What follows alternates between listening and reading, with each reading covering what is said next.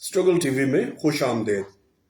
आज हम बात करेंगे पेशावर यूनिवर्सिटी के डिपार्टमेंट ऑफ जर्नलिज्म के हवाले से जो एक तनाज़ा खड़ा हुआ है। खैबर पख्तूनख्वा के वज़ीर आला ने तकरीबन 3 दिन पहले ये ऐलान किया था कि वो पेशावर में किसी जर्नलिज्म डिपार्टमेंट को अरशद शरीफ के नाम से मंसूब करेंगे। दर हकीकत वो अरशद शरीफ को खराज अकीदत पेश करना चाह रहे थे, उन्हें खराज तहसीन पेश करना चाह रहे थे। और फिर इस बयान के थोड़ी ही देर के बाद खैबर पख्तूनख्वा में हायर एजुकेशन के जो सूबाई वज़ीर हैं उन्होंने एक ट्वीट के ज़रिए ये ऐलान कर दिया कि वो पेशावर यूनिवर्सिटी के डिपार्टमेंट ऑफ जर्नलिज्म को अरशद शरीफ डिपार्टमेंट ऑफ जर्नलिज्म का नाम दे रहे हैं। पेशावर यूनिवर्सिटी का ये शोबा सहाफ़त इस सूबे में सबसे पुराना शोबा सहाफ़त समझा जाता है और पूरे मुल्क में इस शोबे को बहुत इज्जत की निगाह से देखा जाता है। यहाँ पर पढ़ाने वाले चंद असातिज़ा मुल्की सतह पे बल्कि आलमी सतह के ऊपर अपनी तहकीक के हवाले से बहुत ही मोहतर नाम जाने जाते हैं। आज के इस प्रोग्राम में मैं चंद गुज़ारिशात पेश करना चाहता हूँ इस हवाले से कि ये एक मुतनाज़ा और गलत फैसला है और इस डिपार्टमेंट के असातिज़ा बिलखसूस डॉक्टर फैजुल्ला जान, डॉक्टर इरफान अशरफ, जिन्होंने खुलकर मीडिया में और सोशल मीडिया के ऊपर इस फैसले की मज़म्मत की है, इसकी मुखालफत की है, उनका नुक्ता नज़र बिल्कुल दुरुस्त है और इसी हवाले से अपनी गुज़ारिशात मैं आज के इस प्रोग्राम में पेश करूँगा। मेरा पहला नुक्ता ये है कि ये एक मुतनाज़ा फैसला है। अरशद शरीफ एक मुतनाज़ा शख्सियत थे। उनके कोई ऐसे सहाफ़ती कारनामे नहीं हैं जिनकी बुनियाद पर ये शोबा या कोई भी और सरकारी शोबा जहाँ पर सहाफ़त पढ़ाई जाती है वो किसी भी यूनिवर्सिटी या कॉलेज में उनके नाम से मंसूब किया जाए या कोई भी दीगर सरकारी जगह उनके नाम से मंसूब की जाए। वो पाकिस्तान तहरीक इंसाफ के एक तर्जुमान थे और उस ज़माने में जब तहरीक इंसाफ इस्टेब्लिशमेंट की एक लाडली जमात थी, वो इस्टेब्लिशमेंट के नुमाइंदे थे। उन्होंने कभी मेहनत कशों का साथ नहीं दिया, कभी यहाँ के मजलूम कौमियतों का साथ नहीं दिया, उन्होंने कभी कोई तरक्की पसंदाना नुक्ता नज़र का साथ नहीं दिया।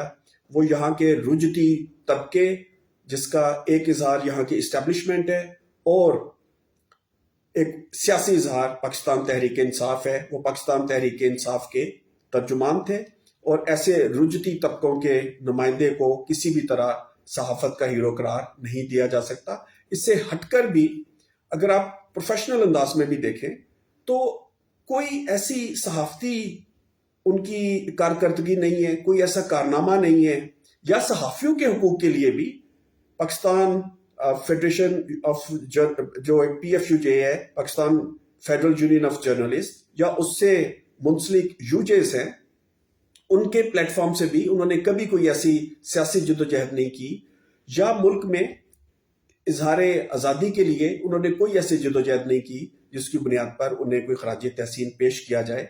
तो ये बिल्कुल एक सियासी और एक मौका प्रस्ताना किस्म का फैसला है। उनकी जो मौत थी वो अफसोसनाक थी।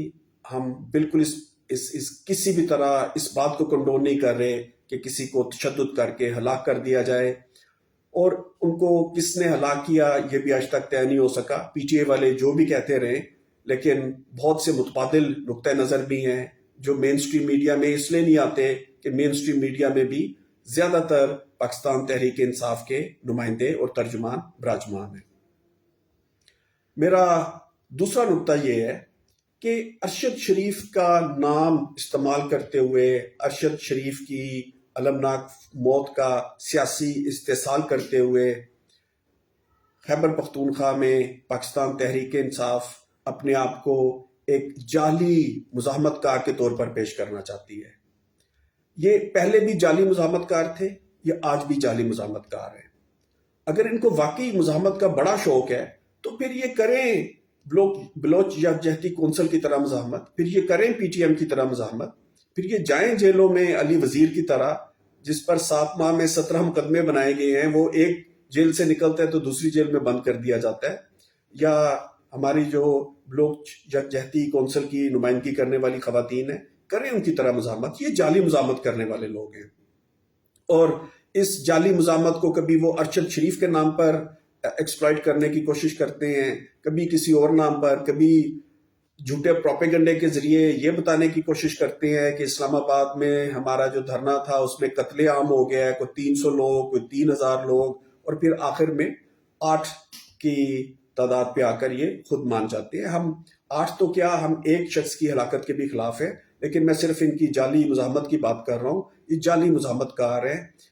در حقیقت یہ آج بھی اسٹیبلشمنٹ کی بی ٹیم ہے، یہ کوئی اسٹیبلشمنٹ کی حقیقی اپوزیشن نہیں ہے. کل کو ان کی صلح ہو جائے گی، اور ان کے جو خیبر پختونخوا کے وزیر اعلیٰ ہیں ان کے بارے میں تو ان کے اپنے لوگ کہتے ہیں کہ یہ فوج کے ساتھ ملے ہوئے ہیں. تو یہ بالکل ایک منافقانہ عمل ہے ارشد شریف کے نام پر پشاور یونیورسٹی کے ڈپارٹمنٹ آف جرنلزم کو منسوخ کرنا. میرا تیسرا نقطہ یہ ہے کہ اگر آپ کو واقعی آزادی اظہار کا بہت خیال ہے تو پھر ہمارے ملک میں 4 ایسے جینوئن ہیرو موجود ہیں. ایک تو ان میں سے فوت ہو گئے، لیکن جنہوں نے واقعی آزادی اظہار کے لیے جدوجہد کی. میرا اشارہ ناصر زیدی، خاور نعیم ہاشمی، مسعود اللہ خان مرحوم اور اقبال جعفری صاحب کی طرف ہے. یہ وہ 4 لوگ تھے جن کو ضیاء دور کے بالکل شروع میں کوڑوں کی سزا دی گئی تھی. اگرچہ مسعود اللہ خان صاحب کو کوڑے نہیں مارے گئے کیونکہ وہ ایک ٹانگ سے معذور تھے اور قانون کے مطابق معذور افراد کو کوڑے نہیں مارے جا سکتے تھے، لیکن باقی تینوں افراد کو کوٹ لکھپت جیل میں کوڑے مارے گئے. اور اس وقت کوٹ لکھپت جیل میں بھٹو صاحب بھی موجود تھے، وہ وہاں پر قید تھے اور ابھی تھوڑے عرصے کے بعد ان کو پھانسی دی جانی تھی. میرا آخری نقطہ یہ ہے کہ ارشد شریف جیسے پاکستان تحریک انصاف کے جو ترجمان تھے یا ان کے ہیروز تھے، وہ بلا شبہ اس کو ہیرو مانے، ہمیں اس پر کوئی اعتراض نہیں ہے، لیکن ایسے ہیروز کو خراج تحسین پیش کرنے کے لیے پھر پاکستان تحریک انصاف اپنے فنڈ سے، اپنے خرچے سے یادگاریں تعمیر کرے. وہ ٹیکس پیئرز کے پیسوں سے یہ یادگاریں تعمیر کیوں کرنا چاہتے ہیں؟ اور ہمارے یہ اعتراضات صرف پاکستان تحریک انصاف تک محدود نہیں ہے. اگر پیپلز پارٹی ایسا کرے گی، اگر نواز لیگ ایسا کرے گی، یا کوئی بھی سیاسی جماعت جو حکومت میں موجود ہے وہ ٹیکس پیئرز کے پیسے کے ساتھ اپنے پارٹی ہیروز کو خراج تحسین پیش کرنا چاہے گی تو پھر بھی ہماری تنقید یہی ہوگی. آخر میں ایک مرتبہ پھر ڈاکٹر فیض اللہ جان، ڈاکٹر عرفان اشرف کے ساتھ اظہار یکجہتی کرتے ہوئے میں ان کے مطالبات کی پوری حمایت کرتا ہوں. ہمیں سب کو یہ مطالبہ کرنا چاہیے کہ اس طرح کے جو اقدامات ہیں کہ جب جی میں آیا، جس کا جی میں آیا، جب چاہا اپنے کسی من پسند فرد کو خراج تحسین پیش کرنے کے لیے کبھی سڑک اس کے نام کر دو، کبھی کوئی سرکاری عمارت اس کے نام کر دو. اور ضیاء الحق جیسے بادشاہ جب ان کے ذہن میں کچھ آیا یا انہوں نے کسی سعودی بادشاہ کو خوش کرنا تھا تو ایک پورے شہر کا نام ہی بدل کر رکھ دو. یہ بالکل ایک غلط پالیسی ہے. ملکی سطح کے اوپر کچھ ایسی لیجسلیشن ہونی چاہیے کہ یہ فیصلہ پارلیمنٹ کرے اور اس میں سول سوسائٹی کو شامل کیا جائے کہ سرکاری عمارتوں کے نام اگر بدلنے ہیں تو اس کا طریقہ کار کیا ہونا چاہیے. پروگرام میں ساتھ دینے کا بہت شکریہ.